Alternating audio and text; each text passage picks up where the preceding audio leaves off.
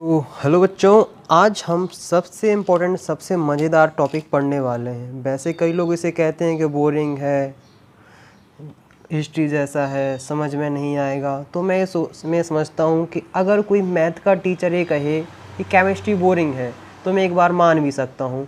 अगर कोई केमिस्ट्री पढ़ा रहा और ये बोले कि सब्जेक्ट बोरिंग है तो बात तो वही हुई कि बाप अपने बेटे से गए कि मेरा बेटा नहीं है।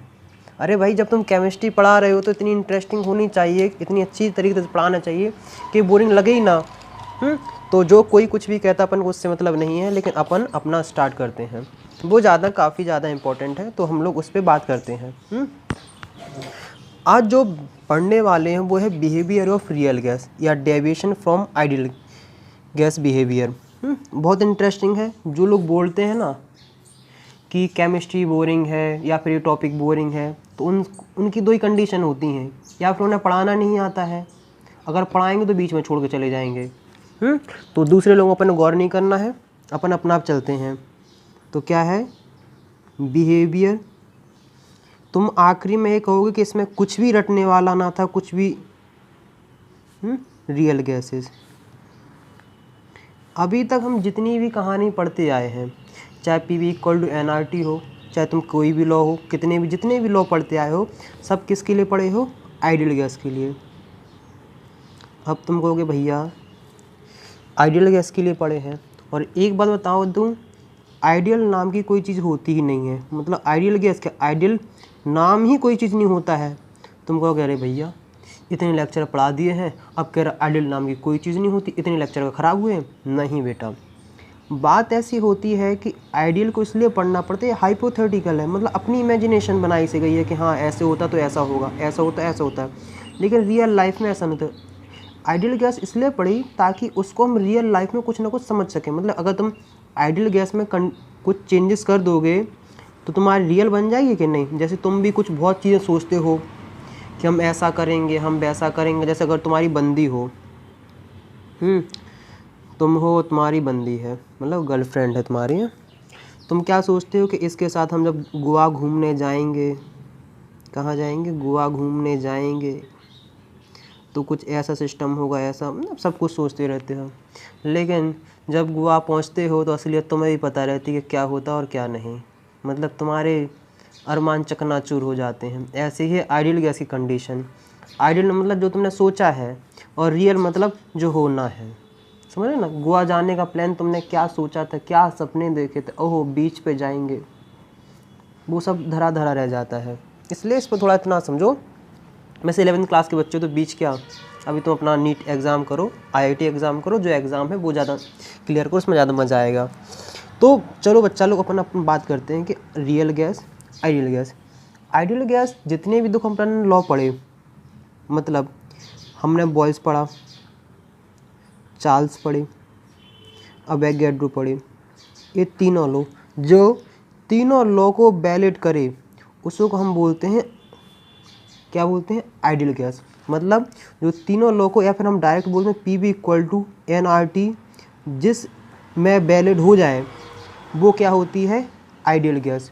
और जो PV इक्वल नॉट इक्वल, जिसमें ए वाली कंडीशन हो जाए तो सब क्या है? Ideal gas, sorry real gas. Real gas मतलब जितनी तुम गैसेस देखते हो, चाहे तुम कोई भी गैस देख लो, जैसे अगर तुमने CO2 बोल दिया, carbon dioxide, carbon monoxide, CH4, और तुम जितनी भी गैसेस सोच सकते हो, हाइड्रोजन गैस, ऑक्सीजन गैस, जितनी तुम सोच सकते हो सब रियल गैसेस हैं। आइडियल सिर्फ हमने इसलिए पढ़ा ताकि रियल में हम उसकी जा सकें। अगर तुम गोवा जाने का प्लान नहीं बनाओगे तो शायद कभी जा भी नहीं पाओगे। ऐसे ही आइडियल की कहानी अपन ने सोची, उसके हिसाब से रियल हमने बना ली है। अब दिक्कत आती है कि आखिरकार जो हमने आइडियल सोचा था वो रियल में क्यों नहीं हुआ, क्या ऐसी दिक्कत आ गई है? अब जैसे मान लो गोवा जाने का तुमने प्लान बनाया था, बहुत सपने भी सजाए थे, लेकिन गोवा जाने में तुम्हारी जो हालत हुई है वो किसकी वजह से हुई है?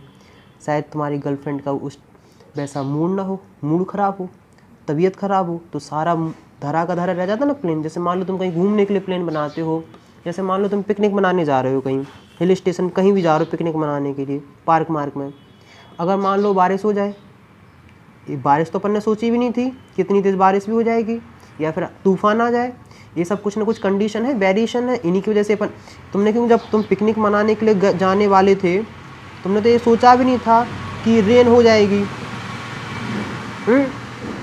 तुमने ये भी नहीं सोचा था कि स्टॉर्म मतलब तूफान आ जाएगा, तुमने ये भी नहीं सोचा भूकंप आ जाएगा। अगर ये सब कंडीशन है तो क्या हो जाएगी। ऐसे ही आइडियल गैस के लिए आइडियल गैस को हमने पता किससे समझा था, काइनेटिक मॉलिक्यूलर थ्योरी को। काइनेटिक मॉलिक्यूलर थ्योरी में हम लोगों ने यही समझा था क्या कर कि दो गैस के मॉलिक्यूल्स में कोई फोर्स ऑफ अट्रैक्शन नहीं होता है। तुमने बोला था ना कि दो गैस के मॉलिक्यूल्स, दो जो मॉलिक्यूल्स होते हैं गैस के, उनमें कोई भी अट्रैक्शन नहीं होता है, पहली चीज़ बोली थी।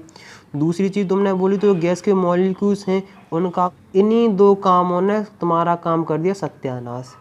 ये जो तुम दो एक्सेप्शन लेके चले थे ना पोस्टुलेट, इन्हीं सब ने तुम्हारा कराया सारा धरा रह गया है।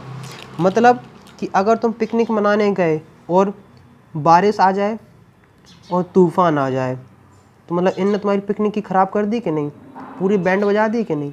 ऐसे ही अगर हम इन दो फैक्टर को भी ध्यान में रख के चलें तो तुम्हारी पिकनिक सक्सेसफुल हो जाएगी कि नहीं। ऐसे ही अगर इन दो फैक्टर को हम करेक्ट कर लें तो हम रियल गैस के लिए भी इक्वेशन फॉर्म कर सकते हैं। इतना समझ लो। अब देखो सबसे पहले बात कर लो कि आखिरकार दो क्या अजप्शन थे, सिर्फ 2 अजप्शन थे जो काइनेटिक मॉलिक्यूलर थ्योरी में थे, काइनेटिक थ्योरी में बोलते हैं। इन 2 अजप्शन की वजह से ही सारा क्रियाक्रम बिगड़ा है। पहला था कि जो बोला था there is no attraction between the molecules of a gas, और दूसरा जो था वो था volume of molecules of a gas is negligibly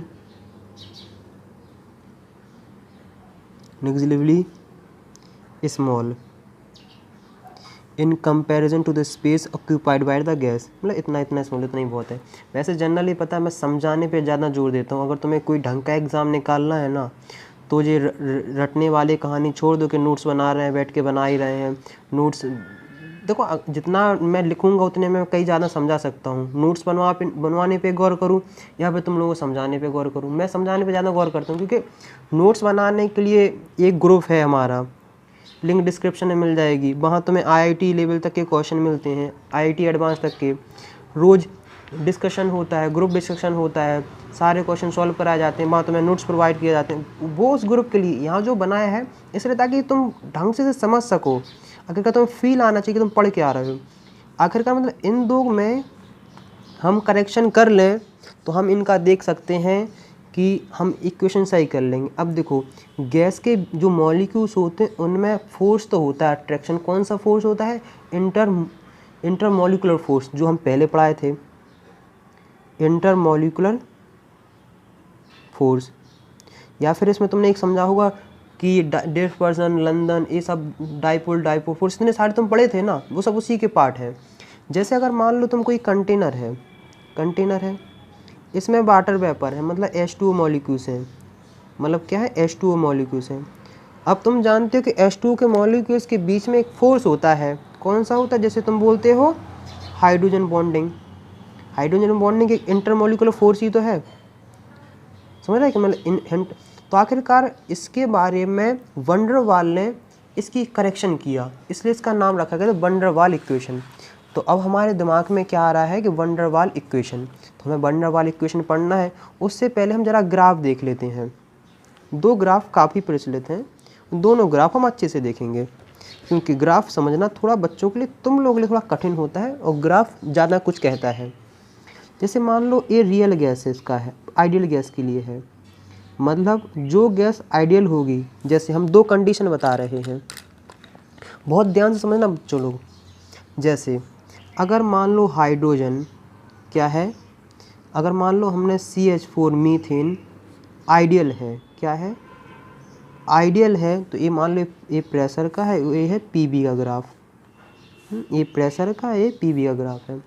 अगर बेटा मान लो क्या है, CH4 आइडियल गैस है, अगर आइडियल गैस होती तो इसका ग्राफ बनता ऐसा। कैसा बनता? ऐसा। कैसा बनता? ऐसा। लेकिन जब हमने इसका एक्सपेरिमेंट करके प्रैक्टिकल करके देखा तो इसका ग्राफ बना ऐसा। ये रहा CH4 का ग्राफ। इसका मतलब है कि यार कि ये तो कुछ ज़्यादा डेविएशन हो गया है। दिक्कत कर दी कि नहीं? आखिरकार इसने दिक्कत तुम्हें क्रिएट कर दी है। तो आखिरकार ये ऐसा ग्राफ जब देखने को मिला तो हमने कहा ये है क्या? Real gas. मतलब रियल इसकी कहानी क्या है? रियल कहानी इसकी है कि आखिर रियल में बन कैसे रहा है। हम जान गए हैं कि जो रियल गैस होती है वो आइडियल गैस नहीं होती। सिंपल सी वे तो तुमसे कोई कह देगा। पहली बात, ये PV = nRT को फॉलो नहीं करता है, मतलब इस पे इक्वेशन अप्लाइड नहीं होती है। दूसरी बात, चार्ल्स, बॉयल्स और अवोगाड्रो जितने भी तुमने लॉ पढ़े हैं ये इसके लिए वैलिड नहीं है। समझ में आया कि नहीं? ये इनके लिए वैलिड नहीं है। ये हमने इतना ग्राफ बनाया, देखो इसका मतलब ये है कि CH4 जो गैसेस है वो आखिरकार आइडियल की तरह बिहेव कब करेगी? इस पॉइंट पे, इस पॉइंट पे करेगी या फिर करेगी इस पॉइंट पे। इतनी चीज़ क्लियर हो गई। ऐसे तुम बाकी गैसेस का ही बना सकते हो, जैसे CH2 का ऐसा बनता है, ऐसे बाकी तुम गैसेस बना सकोगे। मतलब ये समझना कि करे कहानी क्या चाहता है बोलना। एक ग्राफ और है कि वो हम बनाते हैं प्रेशर और वॉल्यूम का। टेम्परेचर क्या है? कांस्टेंट है। हमने क्या बोला है? टेम्परेचर यहाँ क्या है? कांस्टेंट है। चलो हमने कांस्टेंट रख दिया है। अब देखो जो आइडियल गैस का ग्राफ है वो बनना चाहिए ऐसा। क्योंकि तुम सब जानते हो, क्या जानते हो कि ये जो ग्राफ बना है वो बना है बॉयल्स के अकॉर्डिंग। और तुम सब जानते हो कि आखिरकार बॉयल्स का क्या कहने का मतलब था।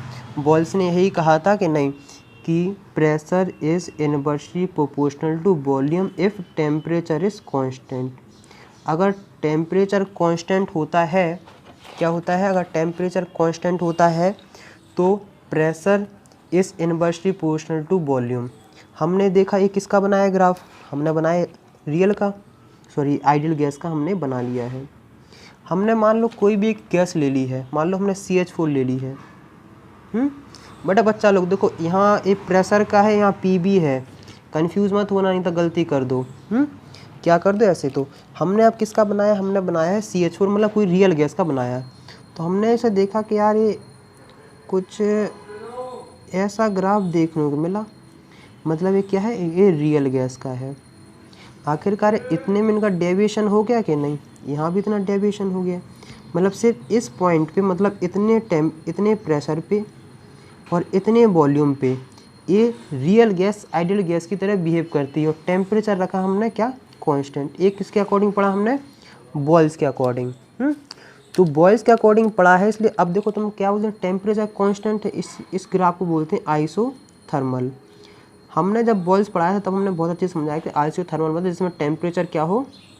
कांस्टेंट होता है, उसे हम आइसोथर्मल बोलते हैं। मतलब ये डेविएशन आया है, ये डेविएशन आया उन दोनों कारण की वजह से आया है। पहला फोर्स ऑफ अट्रैक्शन की वजह से, और जो दूसरा आया है वो आया है वॉल्यूम ऑफ मॉलिक्यूल्स की वजह से। बस इन्हीं दो कारणों ने पूरा बना के रख दिया है।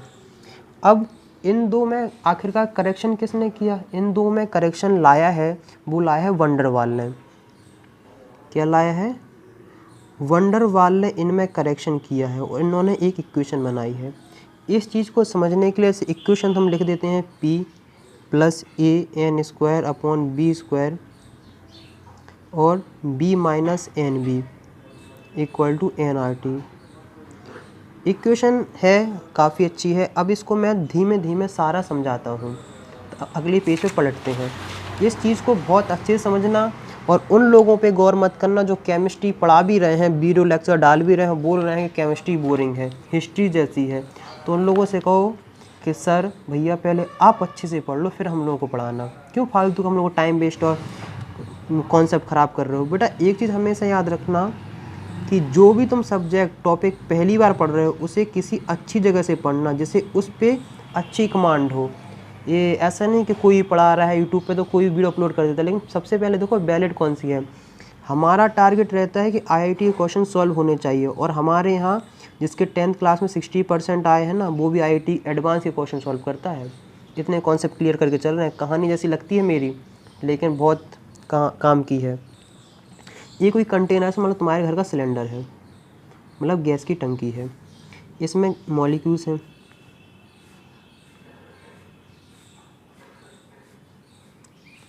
क्या है, हमने कहा इसमें क्या है, मॉलिक्यूल्स हैं। तुमने कहा अच्छी बात है। अगर इंटरमॉलिक्यूलर फोर्स ना हो, मतलब इन दोनों के इंटरमॉलिक्यूलर फोर्स ना हो, तो ये डायरेक्ट टकरा गया। मान लो टकराया 10 पास्कल से, मतलब मान लें इतना टकरा, हमने यूनिट ऐसे ले लिया, हमने मान लिया 10 से टकराया है। अगर इसमें कोई भी क्या नहीं है, फोर्स ऑफ अट्रैक्शन नहीं है। लेकिन जैसी अगर इसमें फोर्स ऑफ अट्रैक्शन होगा, तो जैसे ही इन दोनों फोर्स ऑफ अट्रैक्शन है, जैसे ही इससे टकराने के लिए जाएगा, तो पीछे वाला मॉलिक्यूल को खींचेगा, क्योंकि अट्रैक्शन है ना। क्योंकि अगर जहाँ ये जाएगा, उसी के पीछे ये जाने की कोशिश करेगा, जिसको थोड़ा खींचेगा। इसका मतलब ये अगर फोर्स ऑफ अट्रैक्शन है, तो यहाँ जो होगा वो 10 से तो क्या कुछ ना कुछ कम ही होगा, मतलब हमने मान लिया है 8। तो आखिरकार तुमने देखा कि आइडियली कितना है, तुमने कहा 10 है, और रियल कितना है, तुम कहोगे 8 है। आखिरकार आइडियल और रियल में कितना फ़र्क आ रहा है, मतलब अगर तुम 8 में 2 जोड़ दो, मतलब 2 का करेक्शन कर दो, तो यही चीज़ आइडियल बन जाएगी कि नहीं। हमें उसी चीज़ को समझना है कि अगर मान लो हमने क्या कहा है कि आइडियल कब बनेगी, आइडियल इक्वल टू होगा, जो होगा वो होगा रियल प्लस करेक्शन। इतनी चीज़ हम लोगों ने सोच के रख ली है। तो हम लोगों ने देखा, हम लोगों ने इक्वेशन बनाई कि P ideal equal to P real,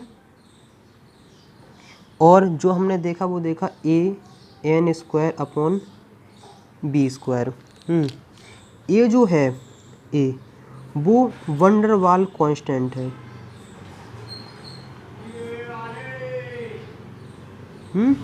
आखिर तो इंटरमॉलिक्यूलर फोर्स है, इंटरमॉलिक्यूलर फोर्स प्रेजेंट है इनके बीच में, याद रखना है। वंडर वाल कांस्टेंट है, ये डिपेंड ऑन, जो ए की वैल्यू डिपेंड करती है, depend on intermolecular force of attraction, या फिर इंटरमॉलिक्यूलर फोर्स इतना समझ सकते हो कि अभी अट्रैक्शन रिपल्सन दोनों पार्ट आएंगे। और don't depend on temperature and pressure. एक चीज़ और लिखने जाएंगे कि अगर ए की वैल्यू ज़्यादा होगी तो कोई गैस जल्दी लिक्विफाइड हो जाएगी। लिक्विफाइड मतलब कि वो गैस जल्दी लिक्विड में चेंज हो जाएगी, क्योंकि देखो जितना ज़्यादा फोर्स ऑफ अट्रैक्शन होगा कि नहीं, जितना ज़्यादा फोर्स ऑफ अट्रैक्शन होता है उतने जल्दी वो लिक्विड में आता है। और तुम जानते हो कि गैसेस के मॉलिक्यूल्स में फोर्स ऑफ अट्रैक्शन कम होता है, लिक्विड के में ज़्यादा होता है, सबसे ज़्यादा होता है सॉलिड के में। इसलिए मतलब जितना अगर फोर्स ऑफ अट्रैक्शन जिसका ज़्यादा है वो उतने जल्दी लिक्विफाइड मतलब लिक्विड में चेंज हो जाएगी। इतनी चीज़ हम लोगों ने, 3 चीज़ हमने इस पर देख ली हैं। इतना हम लोगों ने करेक्शन कर लिया है, मतलब हमने प्रेशर में कर लिया है करेक्शन। अब हम आ जाते हैं किस पे, वॉल्यूम वाले करेक्शन पे। किस पे आ जाते हैं, वॉल्यूम वाले, वही गैस के मॉलिक्यूल्स हैं। गैस के मॉलिक्यूल्स हैं। अब तुम्हें इमेजिन ऐसे करना है कि ये सारे मॉलिक्यूल्स इस पे सेटल डाउन हो गए। क्या हो गए, यहाँ बैठ गए हैं सारे इमेजिन करना है कि ये सारे मॉलिक्यूल्स यहाँ बैठ गए हैं। और एक मॉलिक्यूल सिर्फ इसके सेंटर में है। अगर मान लो इसका जो वॉल्यूम था हमने मान लिया है 7 था, और इतना जो उसने सेटल डाउन कर लिया वो कितना कर लिया, 2 कर दिया है।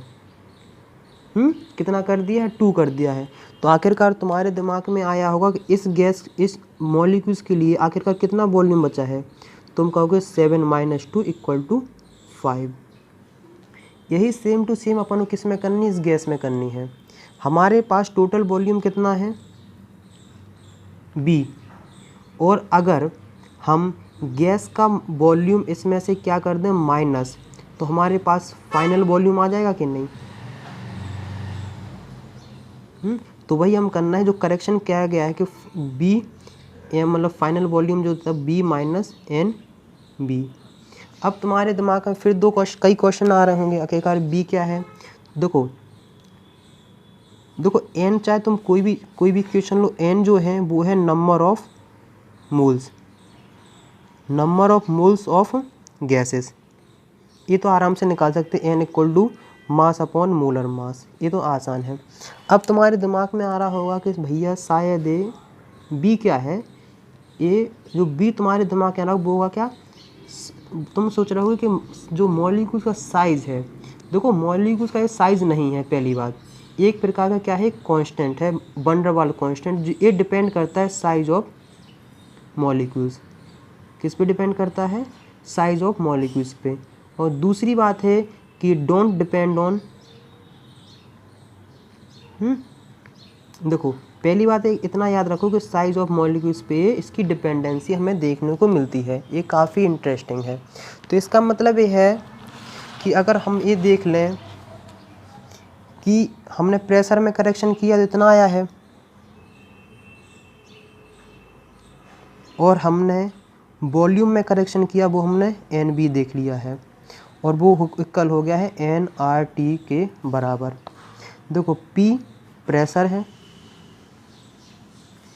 ए एक कांस्टेंट है, वन डर वाल कांस्टेंट है, एन नंबर ऑफ मोल है, B volume occupied by gas, और बी भी एक कांस्टेंट है, टी टेम्परेचर है जो हमें केल्विन में लेना होता है हर बार, और जो क्या बोलते हैं अब आखिरी जो रह गया आर है वो गैस कांस्टेंट है जो हर किसी के लिए कांस्टेंट होता है। अगर तुम टेम्परेचर केल्विन में ले रहे हो तो 8.314 ही ज़्यादातर यूज़ होती है। इतनी चीज़ हमारे दिमाग में आ गई है। अगर किसी के दिमाग में आ रहा होगा कि भैया आखिरकार ए जो है उसका हम कैसे क्या निकाल लें, उसकी हमें निकालनी है यूनिट। तो यूनिट होती है एटीएम, लीटर स्क्वायर और पर मोल स्क्वायर। सिंपल से अगर तुम्हें निकालना तो कुछ नहीं करना है कि ए एन जो है A N square equal to B square रख दो, और इसको रख दो प्रेशर के बराबर। मतलब देखो इसकी यूनिट, देखो प्रेशर की यूनिट ले लो एटीएम, प्रेशर की एटीएम ली है, ए इक्वल टू हो जाएगा एटमॉस्फेरिक प्रेशर, इसकी लीटर स्क्वायर हो जाएगा, और इसकी होती है मोल स्क्वायर। तो ए की तुमने यूनिट निकाल ली है। अगर किसी के दिमाग में आ रहा होगा कि अगर हम किसकी बी की यूनिट कैसे निकालें, तो ये बेटा ये सब पता डायमेंशन एनालिसिस की हेल्प से हो रहा है।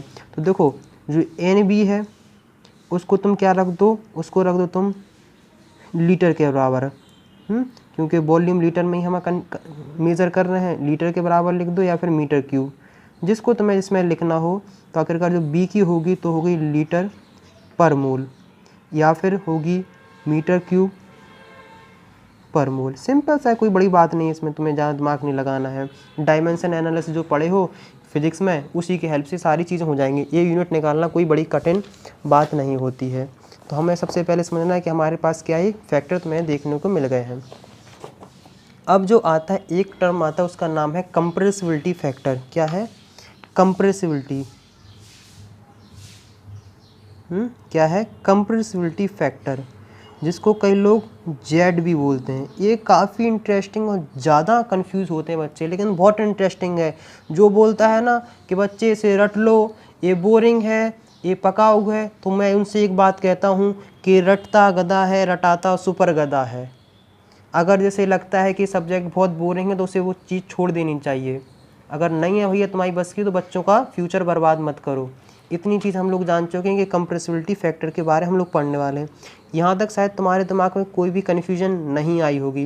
कंप्रेसिबिलिटी फैक्टर में हम इस सारा तुम्हें जेड में बताएंगे, जेड से हम बताएंगे, ये बताएंगे और बोलते हैं Z equal to high pressure के लिए, लो प्रेशर के लिए, सब कुछ तुम्हारे कहीं भी कोई डाउट्स नहीं आएगा। इतना ही कंप्रेसिबिलिटी फैक्टर पढ़ोगे तुम IIT एडवांस तक के क्वेश्चन लगा डालोगे, और हमारा टारगेट होता है कि क्वेश्चन IIT एडवांस तक के ही लगने चाहिए, तब जाके आता है मज़ा। एक बात और बता दूं, जो A एंड B होता है ना, उसको कई जगह जो बोलते हैं वो बोलते हैं क्या, characteristic constant of gases, characteristic constant of gases. क्योंकि A और B, देखो A जो बताता है वो बताता है इंटरमोलिकुलर फोर्स के बारे में, और जो B बताता है वो साइज़ के बारे में बताता है। इसका मतलब देखो, अगर दो गैसेस हैं, दो कोई गैसेस हैं, मान लो गैस हैं, उनके बीच में अगर इंटरमोलिकुलर फोर्स अच्छा है तो इसका मतलब उसमें A की वैल्यू ज़्यादा होगी, और B मतलब जो है वो सीधा इतना समझ लो क्या है, साइज ऑफ मॉलिक्यूल्स पे डिपेंड करता है। साइज ऑफ मॉलिक्यूल से तुम्हें इतना समझना है कि जैसे मान लो एक तरफ हाइड्रोजन है, एक तरफ ऑक्सीजन है, जो B आखिरकार किसका ज़्यादा होगा, वो B इसका ज़्यादा होगा, क्योंकि इसकी साइज ज़्यादा होती है देन हाइड्रोजन के। इतनी चीज़ हमें समझना। देखो साइज ऑफ मॉलिक्यूल से तुम्हें इतना समझना है कि